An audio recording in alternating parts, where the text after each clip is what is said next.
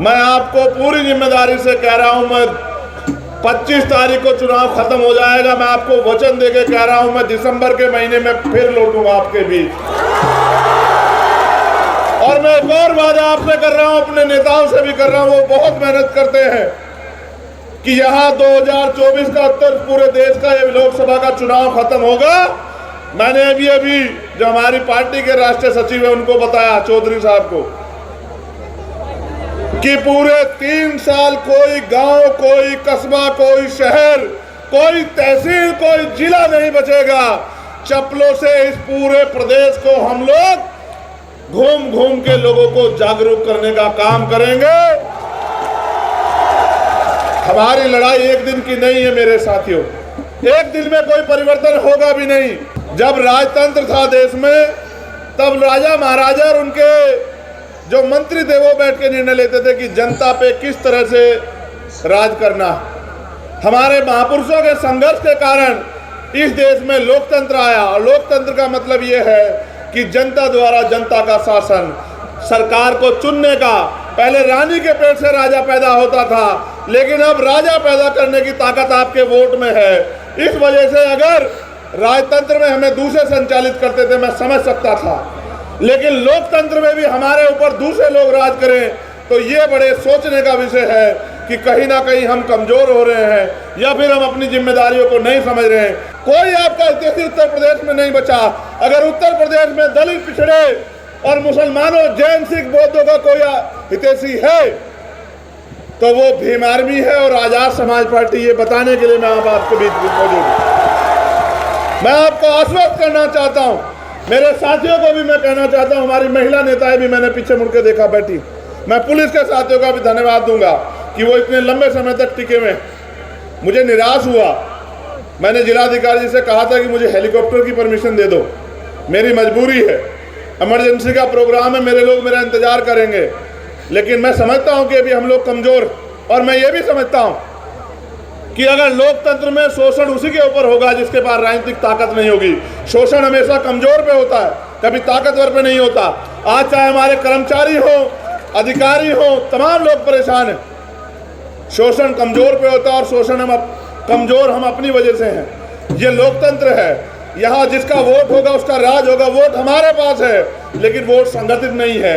इसलिए मैं आपसे कहना चाहता हूँ, बहुजन से बहुमत बनाना है और जन से जनमत बनाना है, और हर सताए हुए व्यक्ति को जोड़ के उसका हाथ पकड़ के उसको ये विश्वास दिलाना है कि वो दिन दूर नहीं जब उत्तर प्रदेश में दोबारा से खुशहाली आएगी, जब उत्तर प्रदेश के लोग दोबारा से चैन की सांस लेंगे, उत्तर प्रदेश के युवाओं को रोजगार मिलेगा, तमाम तरह से जो शोषण हो रहा है वो बंद होगा, तमाम तरह जो गैर बराबरी हो रही है बंद होगा, और जाति धर्म के नाम पे जो हिंसा की जा रही है कमजोरों के साथ वो बंद होगी। सम्मानित साथियों, मेरी बात पे गौर करो। अभी बिहार में जातिगत जनगणना हुई, पानी देना है। जब बिहार में जातिगत जनगणना हुई तो जातिगत जनगणना के बाद आंकड़े जारी हुए, आपने देखे। जनगणना के आंकड़े कहते हैं कि बिहार में 90% आबादी SC, ST और OBC माइनॉरिटी के लोग हैं। देखे जी देखे, बताओ मेरे लोगों। मैंने एक सवाल पूछा कि जब 90% आबादी दलित, पिछड़े, आदिवासी और मुसलमानों की है, जैन, सिख, बौद्धों की है, तो जब इस देश में, गौर करना, किस तरह तुम्हें तुम्हारा अपना नेता बता के उन्होंने लूटने काम किया। जब इस देश में आर्थिक आधार पर आरक्षण आया 10%, तो वही नेता जो आपकी वोट लेके ताकतवर बने, उन्होंने क्या कहा कि हम तो चाहते थे कि 20% आरक्षण मिलना चाहिए। जिनकी आबादी 10% है उनको 10% आरक्षण मिला, जो उनका बच्चा पैदा नहीं हुआ उसके रोजगार की व्यवस्था हो गई, और ये हमारे दलित, पिछड़े, आदिवासी, मुसलमान सड़क की खाक छान रहे। वो नेता, अपने नेता कैसे हो सकते हैं जो बाबा साहब अम्बेडकर के संविधान का विरोध कर रहे हैं। आरक्षण, शैक्षणिक पिछड़ापन और जो प्रतिनिधित्व है, जो बराबरी का अधिकार जो है उसके आधार पे है, जो सामाजिक पिछड़ापन और शैक्षणिक पिछड़ापन जो इसका आधार है, और जो प्रतिकूल प्रतिनिधित्व नहीं है। लेकिन यहाँ आर्थिक आधार पर आरक्षण दिया गया और हमारे नेता तमाशा देखते रहे। अभी कहा गया कि वुमेन रिजर्वेशन बिल आया, छोटा छोटा विरोध करके नेताओं ने कहा कि देखो हम समर्थन कर रहे हैं, लेकिन इसमें पिछड़े और दलित वर्ग की महिलाएं होती तो अच्छा रहता। मैं ये कहना चाहता हूं, आप सदन में इन लोगों की वोट लेके ये कहने के लिए गए हो कि हम इसमें चाहते थे। अगर आप वास्तविकता में इस समाज के सच्चे नेता होते तो आप अड़ जाते। जैसे एक मेरे अच्छी तरह याद है, एक समय था कि मुलायम सिंह यादव, लालू यादव वहां थे मौजूद, लोकसभा में शरद यादव मौजूद थे, रामविलास पासवान मौजूद थे, और उन्होंने कह दिया अगर ह्यूमन रिजर्वेशन बिना दलित, पिछड़ी, आदिवासी और मुस्लिम समाज की महिलाओं के बिना आएगा तो ये हमारे लाश के ऊपर से आएगा। मैं धन्यवाद देता हूं उन नेताओं को जिन्होंने उस समय लड़ाई लड़ी। आज के नेताओं को मैं धन्यवाद नहीं दूंगा। आपने तो धोखा किया। आपने एक तरफ छोटा सा विरोध किया, फिर पार्लियामेंट में उनको वोट दिया। मैं अपने लोगों से कहना चाहता हूं, कांग्रेस के बड़े बड़े नेता कह रहे हैं कि जिसकी जितनी आबादी उतना हक मिलेगा कैसे। ये बात तो मान्यवर काशीराम साहब 35 साल पहले कह रहे थे, जिसकी इतनी संख्या भारी उसकी इतनी हिस्सेदारी। आपने कहा कि सचिवालय में दलित पिछड़े नहीं है। आपने कहा कोर्ट में, सुप्रीम कोर्ट, हाई कोर्ट में दलित पिछड़े नहीं है। बिल्कुल नहीं है, ये सच बात है। लेकिन मैं पूछना चाहता हूं, आपने कितने बिठाए कुर्सियों पर? आपने कितने लोगों को बनाया? आपने कितने लोगों को अवसर दिया? और जो आज आप बात कर रहे हैं उसको मान्यवर काशीराम साहब 35 साल पहले कह रहे थे। तब आपको क्यों नहीं समझ आया कि भाई इन वर्गों को भी लोकतंत्र में अवसर मिलना चाहिए? मैं आपको गौर करने के लिए ले जाता हूं पीछे। 14 अगस्त 1947 को अंग्रेजों के गुलाम था भारत। 15 अगस्त 1947 को आज़ादी मिली। लेकिन 14 तारीख को जिसकी जेब में जो पैसा था, 15 तारीख को उसकी जेब में वही पैसा था। 14 तारीख को जिसके पास जो जमीन थी, चाहे वो 1 गज थी या 1 बीघे थी, 15 तारीख को भी वही जमीन थी, 16 तारीख को भी वही जमीन थी, 17 तारीख को भी वही जमीन थी।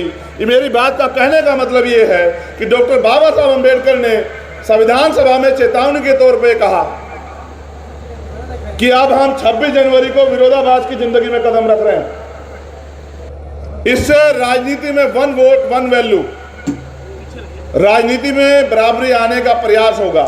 लेकिन क्योंकि भारत में सामाजिक पिछड़ापन है, सामाजिक गैर बराबरी है, आर्थिक गैर बराबरी है, हम लोग उसमें कोई ऐसा जो है तैयारी नहीं कर रहे कि दूर हो जाए। तो अंत राजनीतिक लोकतंत्र तो आएगा, लेकिन ये राजनीतिक लोकतंत्र सामाजिक लोकतंत्र में नहीं बदल पाएगा। और आने वाले समय में ये लोकतंत्र खतरा साबित हो जाएगा।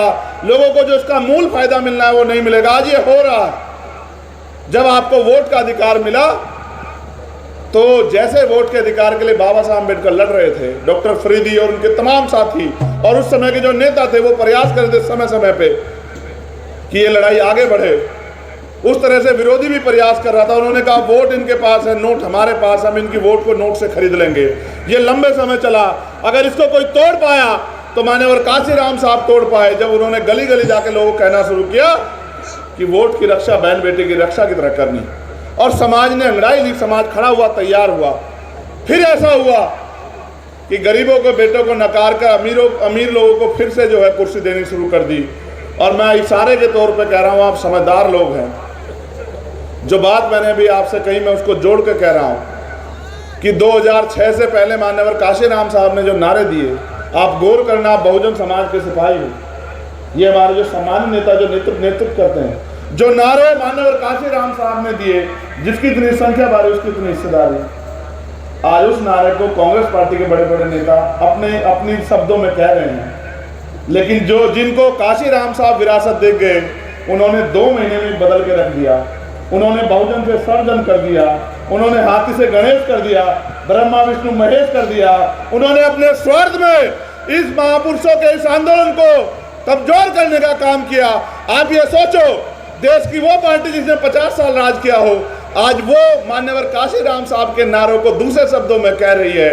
अगर हमारे लोगों ने विश्वासघात ना किया होता तो आज ये दलित, पिछड़ा, मुसलमान, आदिवासी इकट्ठा होकर इस देश की सर्वोच्च कुर्सी पर राज कर रहा होता। और कोई इनकी तरफ आंख उठा के नहीं देखता। आप आंकड़े उठा के देखो एनसीआर के, हर प्रदेश में, स्पेशली उत्तर प्रदेश में बुलडोजर जाति धर्म देख के चलता है। रोज अखबार पढ़ो, कहीं इस जिले में कि रेप, हत्या, जला दिया, मार दिया। अभी 2 घटनाएं मुझे हमारे साथी हमारे नेतागणों ने बताई कि रोना पार में रीता मौर्य और उन इंद्रपाल मौर्य और शकुंतला मौर्य, अहिरोला जो थाना पड़ता है, उन दोनों की हत्या की गई। गौर करना, उनके बच्चे आंदोलन धरने पे बैठ गए। हमारे deputy chief minister Keshav Prasad Maurya जिनके घर आए और उनसे वादा किया कि 25 लाख रुपए की मदद करेंगे, और पुलिस ने भी वादा किया कि हम 1 हफ्ते में खोल दें घटना। बच्चों को कहा धरने से उठ जाओ। आज तक उस घटना में कोई कार्रवाई नहीं। ये पुलिस व्यवस्था जो है उत्तर प्रदेश में चल रही है। और मुख्यमंत्री जी, उप मुख्यमंत्री दोबारा नहीं पूछा मौर्य परिवार से कि कहां, किस हालात में रोटी मिल रही नहीं मिल रही है, कपड़े हैं या नहीं है, खाने को सर पे ढकने के लिए छत है या नहीं है। फिर ऐसे नेताओं का सत्ता में आने का भी फायदा क्या है पिछड़ों को। मैं ये बात आपको इसलिए कह रहा हूं कि रोना पार में रीता मौर्य को जो है पीट पीट के मार दिया। उनके पति बचाने गए, उनको पीटा गया, वो हॉस्पिटल में है। और न्याय के नाम पे, जो न्याय जन्मसिद्ध अधिकार है, भारतीय संविधान देता है, न्याय के नाम पे उस परिवार का मजाक उड़ाया जा रहा है। फिर ये नेता, ये विधायक, ये मंत्री, उप मुख्यमंत्री, मुख्यमंत्री किसके लिए? अगर ये गरीबों को न्याय भी नहीं दिला सकते। मैं पुलिस के साथियों की मजबूरी समझता हूं। पुलिस सरकार की होती, वो मजबूर कुछ अच्छा करने जाए तो कुछ अच्छा कर दें तो सस्पेंड हो जाते हैं, ट्रांसफर हो जाते हैं, लाइन हाजिर हो जाते हैं। और अगर अच्छा करने का नेताओं के हिसाब से काम ना करें, जो सरकार के नेता हैं, तो नेताजी मारपीट भी कर देते हैं। अभी मैंने देखा 2 दिन पहले ही एक ट्रैफिक इंस्पेक्टर को पीटा गया। अगर वो कोई अधिकारी ईमानदार से काम कर रहा है तो उनका मनोबल तोड़ रहे हो। ये वर्दी वाले लोग सुरक्षा का काम करते हैं जनता की, इनका मनोबल तोड़ रहे हो। किस लिए? अपने चंद नेताओं खुश करने के लिए। इसका प्रभाव समझते हो आम जनता पे क्या पड़ रहा है? जब पुलिस की वर्दी वाले को देख लेता है गरीब आदमी, तो कहीं ना कहीं ये महसूस करता है कि ये मुझे न्याय दिलाएगा। लेकिन आज वो पुलिस बेबस हो गई उत्तर प्रदेश में। आज वो पुलिस खुद अपमानित हो रही। आज उस पुलिस को कुचला जा रहा है और तमाम तरह से प्रयास किया जा रहा है कि ये उनके हिसाब से काम करे। मैं पुलिस के साथियों को उनकी मजबूरी समझते हुए कहूँगा कि कोई भी, क्योंकि आपको संविधान की वजह से, आपकी मेहनत की वजह से नौकरी मिली है, कोशिश करना किसी नेता के इशारे पे ऐसा कोई काम मत करना कि गरीबों की